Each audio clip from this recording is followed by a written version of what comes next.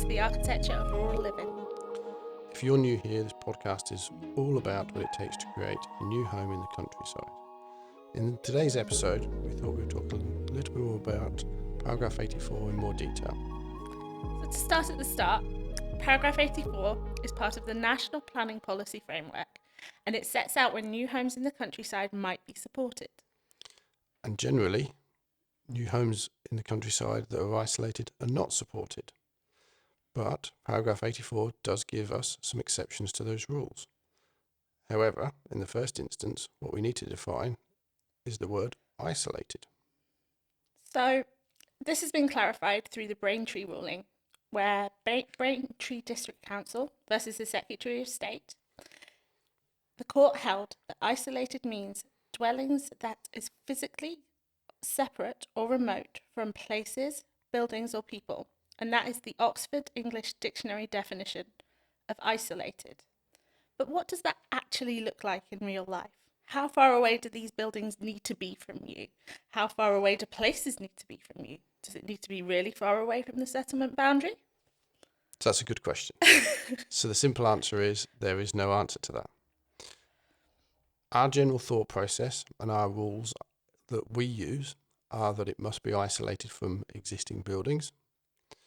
And in general terms, we would normally look at a paragraph 84 house to be something that literally has very little around them. You very often would think of old quarries or woodlands or those types of landscapes, which clearly have not much at all around them in terms of buildings or people or things like that. So if we were to put a house a field away from another house, that wouldn't be far enough to be isolated. It depends upon the interpretation of the decision maker. So in my view, it's dubious, but we have had situations whereby councils and local authorities have openly talked about that type of solution being acceptable as a paragraph 84E dwelling. But realistically, we're talking quite far away. Think of houses that are really remote in horror movies that are really far from anything or anyone. And that would be the definition of isolated. Ideally, yes, ideally. Okay, brilliant. So now we've discovered what isolated is, let's talk about the exceptions that allow you to build there. That's known as paragraph 84E. Do you want to tell me a little bit more about that? Yeah, so there's several sections to paragraph 84. The one that we're going to talk about today is paragraph 84E, and it is the main reference that people understand paragraph 84 to be. And I'm going to read you what it says for paragraph 84E, and this comes from the National Planning Policy Framework, because it's really important. So, the design is of exceptional quality in that it is truly outstanding, reflecting the highest standards in architecture, and would help to raise standards of design more generally in rural areas, and will significantly enhance its immediate setting and be sensitive to the defining characteristics of the local area. That's a lot. There's a lot And there. there's a lot of ands. Yeah. It's really important that they are not and/or, Yeah, which means it can be one or the other. correct. 84E has to be all of these things. Correct. So let's go one by one. Let's start with exceptional quality. Okay, yeah. So for me, exceptional quality is something that is subjective. It can be a varying degree of different things. It could be design, it could be technology, it could be sustainability, it could be all of the above. And I think exceptional quality leads into truly outstanding, because that's the way that the paragraph is written, and deliberately so. I think, though, what is almost more important, though, is the final couple of bits of the paragraph, which I'll read out again, and I'll abbreviate them because they're the key bits. Significantly enhance its immediate setting. The word significantly is really important there. And be sensitive to the defining characteristics of the local area. Now, those two, in my view, are almost more important than the first two. So the first two bits, being exceptional quality and truly outstanding, can be defined by peer review. They can be defined by how the design is interpreted and then reviewed through peer review. And when I say peer review, I'm talking about design review panels, those types of panels that would assess a design independently of the designer and the applicant and the local authority, and they would decide whether that was of exceptional quality and truly outstanding. The bit relating to significantly enhance its immediate setting and be sensitive to the defining characteristics of the local area are so important, because you are quite right. The whole of this paragraph is an and. Doesn't matter if it's just exceptional quality, doesn't matter if it's truly outstanding. If you can't significantly enhance the immediate setting and it is not sensitive to the characteristics of the area, it does not meet paragraph 84E. When we say has to be sensitive to the defining characteristics of the area, does that mean it has to look like everything else in that area? Because that could be interpreted in different ways. It could be that it's sensitive to the defining characteristics in the way that it sits, the materials that are used. But people could read that and think that it has to be just like all the other houses, because say you lived in a hamlet that had a lot of Tudor houses, for example, or Victorian villas. Would it have to look like that in order to be sensitive to the defining characteristics of the local area?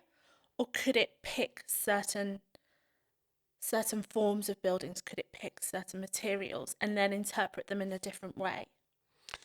So paragraph 84E houses tend to be very organic houses because they are remote, because they are sitting within the landscape. The interaction of the architecture with the landscape is the most important thing. Okay, so we're talking about the immediate area in which the house is in, not the settlement that it's near. Correct. With isolation in mind. Yeah. Near being quite a broad statement there, but it doesn't mean it's got to look like the house is in the local town. And it almost definitely shouldn't. No. That's the point. Pastiche won't cut it. It's a solution where you are reading the context of the site, you're establishing the context of the site and the defining characteristics of that site. And that might be current, it might be historical, it might have been land uses before. It's about telling a story, really, then. It's about learning about what has been there, what is there, and showing that in a form of art, really. Yes, absolutely. And that then, if that's analysed properly, then evolves into the development of a design which organically fits within that site. And you tend to see paragraph 84E houses that are very modest in scale, sometimes inside the landscape, so cut into hills and those types of arrangement of buildings whereby the buildings themselves are actually very, very understated. Mm-hmm. Yeah, they don't need to be, when we say truly outstanding, we don't mean blingy stands out. We mean outstanding in terms of the level of design. That's correct. And what I would say is it doesn't automatically also mean that it must be a multi-million-pound house. That's not true at all. No. I think you can have very, very modest paragraph 84E houses that can be very well designed, sit very nicely within the context of their site. And that, for me, ticks all the boxes. Okay, that's quite interesting, because paragraph 84 in its historical context comes from sort of the laws of stately homes, doesn't it? It's we can build big, beautiful houses in the countryside as long as they are stately homes and something majestic. Is kind of where this comes from, right? Yeah. So there's a little bit of an irony there, in as much as the original thought process behind this type of exception was that there was a loss to the big stately homes in the country, and actually there wanted to be a mechanism in place to replace those with new buildings. And that was known as Gummer's Law, is that right? Yeah, yeah, and it's kind of evolved into something that's a lot more landscape orientated. But equally slightly more accessible than it would have been back then. Not everybody can afford to build a stately home. It's fair to say not everybody can afford the journey of a paragraph 84 e-house, which we will touch on later in a little bit more detail. But it does make it slightly more accessible in when you think of a stately home, you think something of very large scale. It always kind of goes hand in hand, and especially sort of the ones that you visit nowadays are humongous, but they were at the time because they were for rich people who had lots of servants and staff that would all live within the home.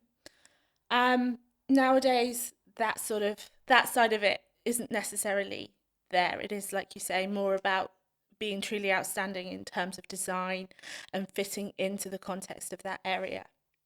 Yeah, absolutely. And in my mind now, alongside the architecture, the landscaping proposals that fit with the overall scheme work hand in hand. You can't have one without the other.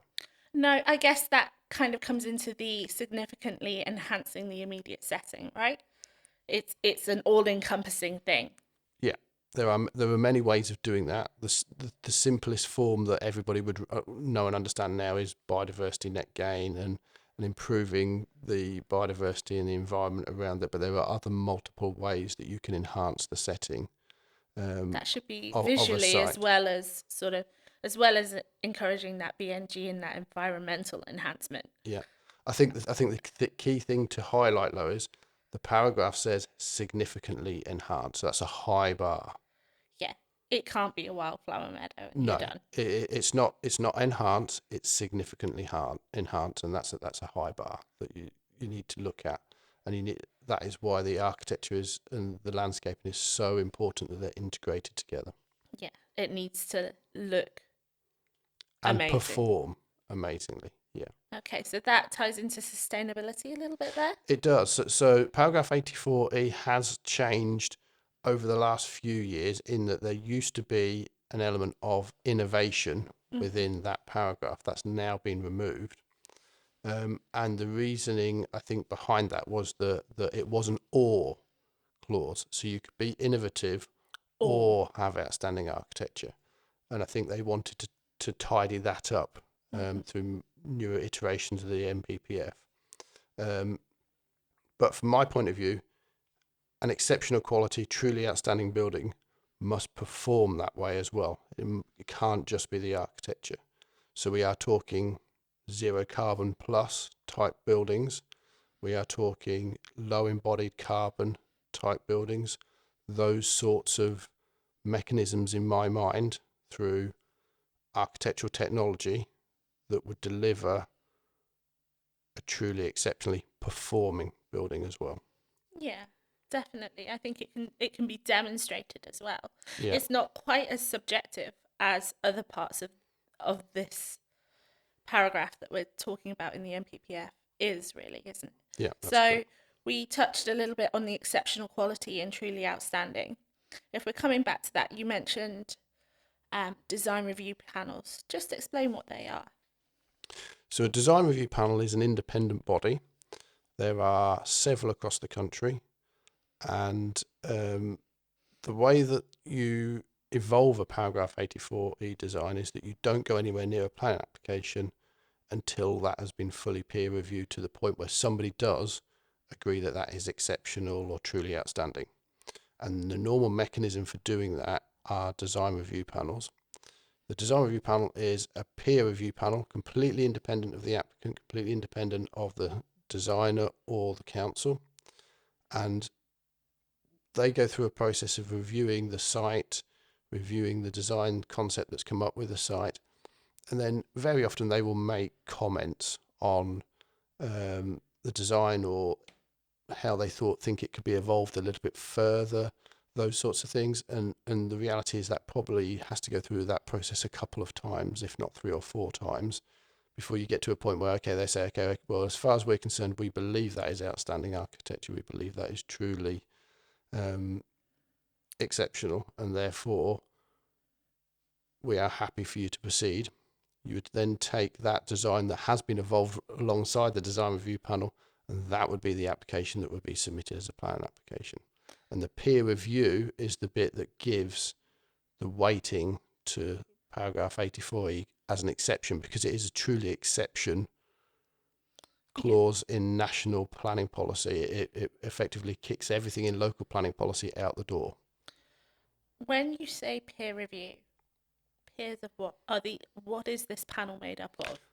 Okay, so it's the peer of the designer. So they will be architects, there'll be technologists, there'll be energy assessors, there'll be planners, there'll be urban designers, landscape architects, yes, all of those sorts of things, and they will come up with a small panel of people that they think are the most appropriate people to actually review your design, and then they will give combined comments together as effectively a third party design team. Yeah, so they're there to be that authoritative voice that this is outstanding. This is fully qualified designers, fully qualified planners that can give that authority that they believe this is truly outstanding. And it's fully independent as well. Yeah, so in no way biased. Correct, yeah. I think as well, it's worth pointing out, you spoke about the evolution of the design there, and you said that it's highly likely that the first time you go to this design review panel, there's going to be some comments. Design is one of those things that is never really truly finished, is it? It could evolve forever. But with that in mind, it could be quite the journey. It could take some time to get to a point where this design review panel feels your home is truly outstanding. It could be that round 2 and you're done. It just depends on lots of different variables there, really, doesn't it? It does, and it's one of those things that you have to have patience for, sadly. I think all of these things take time. It takes a lot of time to review a site, develop a design, present that design, deal with the comments, because sometimes those comments might mean you have to unpick quite a lot in the design, amend it, and then re-put it back together again. So all of that does take a significant amount of time, and it's front loaded as well. So it's even before you get near a plan application. Does the planning officer have to accept the word of the design review panel? They don't, no. So there are instances whereby design review panels have agreed that things are outstanding, it's gone to a plan application, and that has been refused. What I would say is, I think on 90% of those, it goes to the planning inspector as an appeal, and that appeal is allowed almost immediately. This sounds quite a scary journey in places. You have to have a lot of faith. You have to have faith. Patience. You have to have patience. You have to have the ability to compromise and think around, okay, well, I can't have this predetermined thought process in my head as to what this building will look like, because really the site defines what this building is going to look like. To be fair, in architecture, the site should always define to an extent. It should, but equally, how you apply design inside a settlement boundary to outside a settlement boundary is significantly different. Absolutely. And you're absolutely right. The context of the site should always drive the design. But most people, if they're looking at a site inside the settlement boundary, they've subconsciously and not recognised, but they've already picked up what's happening around the site, and they've already started to put that into their mindset as to what that building could look like. If you go and stand in the middle of a field, you've got nothing to work with. Especially where we are. We live in the depths of South Lincolnshire, where it's very, very flat, very, very sparse. So you could stand in a field and see nothing but big skies for miles. You could. my immediate reaction to that is, okay, well, the big skies are the thing that starts to set the mind working and develop a design from that. Mhm. But that's really hard for Joe Public to do. That's why Yeah, they employ designers, isn't it? So absolutely. from my point of view, I think, clients need to be as open-minded as they can as part of that process. I think inevitably there has to be some lines drawn in the sand as to what's acceptable and not acceptable, and that must be agreed up Absolutely. front. Yeah. That's Um, the entire point of a brief, it isn't it? is, it is. But I would suggest that most people, for the site that they want, would compromise quite a lot on how that sits and works for them. But it doesn't necessarily mean that it has to change their lifestyle, No. How you live in a house and how a house looks on the looks outside, and appears and performs. they're two Are two different different things. things. Yeah. Yes, I mean, the performance of the house will definitely enhance the way you live. yes, yeah, So that's always a positive that you can take from this, is that sustainability is never a bad measure to have, really. absolutely not. I mean, there's a capital cost that comes to that in the first Absolutely. instance. But I have never in my entire career spoken to a client that says, you know, I really hate that my house is zero carbon and I have very little electricity bills, or I really hate that I go outside and I can smell the wildflowers immediately and the bees are buzzing around and all of those things. I've never have I ever heard that from a client No, for the obvious reasons. We all, as human beings, don't realize it, but we automatically respond to all of those things, and that does change our life. And absolutely. ultimately, a paragraph 84 house is a life changing house. Massively. When you have a home that sits in context of that site, you almost become at one with the site. That's kind of the idea, right? That Hmm. it's all about how you live in that space and how it performs, like you said. But it's making the most of that setting. That's the whole point of paragraph 84. It needs to fit with it. It needs to enhance its immediate setting. It needs to be sensitive to the character of the area. With all of those things, you're enhancing how you're going to live in that idyllic spot that you've dreamt of living in, really. Yeah, absolutely. Okay, so let's have another look through this paragraph, check that we've ticked all of the boxes on what we need to speak about. The exceptional quality we've covered. That kind of goes hand in hand with the truly outstanding there. Reflecting the highest standards in architecture. That's kind of covered by the peer review, isn't it? It is, but it's a sub element of the exceptional and truly outstanding, in my view. Okay. Would help to raise the standards of design more generally in rural areas. Well, if it's If it ticks the exceptional and previous bits, it does that. Yeah. absolutely significantly enhancing its immediate setting. We've spoken about that in terms of how its appearance, how it performs, Landscaping, integration into the site, all of those things. and again that kind of feeds into this being sensitive to the defining characters of the local area. So that could be the materials that you're using. Could be the forms of the building. It could be how those buildings sit within the landscape. It could be a multitude of different things. Okay, brilliant. So really, now we've covered that paragraph, it really is quite the journey and quite the ask to design and build a paragraph 84 house. What would be your top tips for somebody looking to start this journey? I think there's probably three things. Be prepared to compromise. Don't go into designing a paragraph 84E house with a predefined thought process as to what that house can be. Allow the site to evolve that. Mm-hmm. Be patient because this is a time consuming process and can take not days, not weeks, but months and years. And I think go and find yourself a designer that has a track record in developing these types of sites. Paragraph 84 sites, paragraph 139 sites outside settlement boundaries where they have an understanding of the need to create a certain level of design that integrates with the context of the site, that understands how sustainability sits within the overall design and how all of that can integrate together as one whole package to then deliver that to a local authority and say, here you go, what do you think? I have confidence. Yeah, exactly. I think it's really important when you said about finding the designer there. You're going to have to put a lot of faith into the person you're working with on this.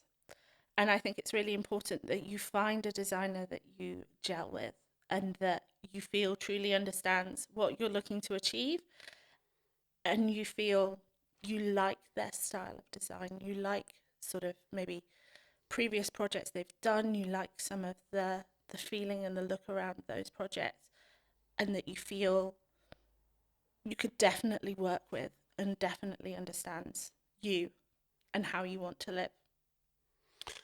Yeah, I think those types of relationships are always really important. I would always say to people, always make sure that you have a good relationship with your designer and make sure that they understand you.